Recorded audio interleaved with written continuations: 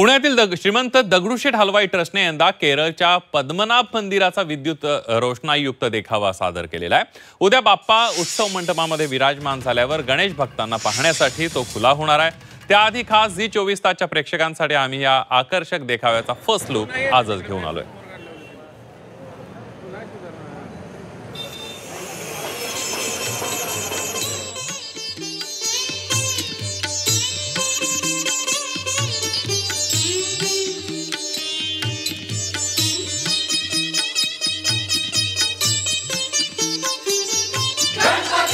दगडूशेठ हलवाई गणपती बाप्पाचं दर्शन घेण्याकरता लाखो भाविक सगळीकडनं येत असतात।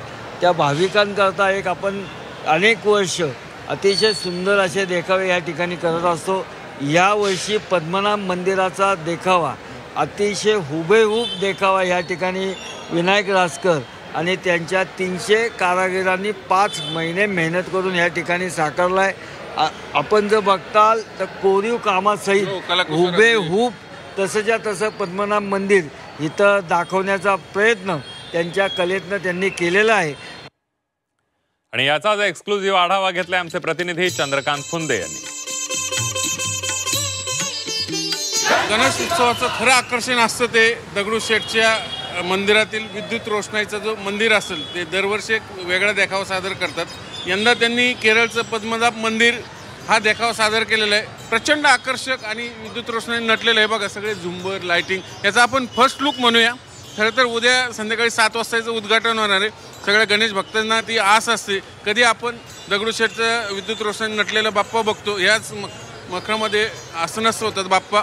सकाळी 8:30 वाजता मूळ मंदिरातून निघून मिरवणूक निघेल, पण त्याच्या आधीची सगळी शेवटचा हात मारण्याची तयारी बघा। स्वतः आमदार हेमंत रासने हे सगळ्या गोष्टींवर बारीक सारीक गोष्टींवर लक्ष ठेवून मी कित्येक झुंबर आहेत, म्हणजे संख्याही मोजणं इतकं आहे। सगळी लाइटिंग तर आहेच आहे, सगळीकडे पत्रांची शेड। कारण पुणे गणेशोत्सव भक्त आले इकडं जे आरस बघायला येतात ते पहिलं दगडूशेठचं दर्शन घेतल्यानंतर पुढच्या मार्गाला जातं।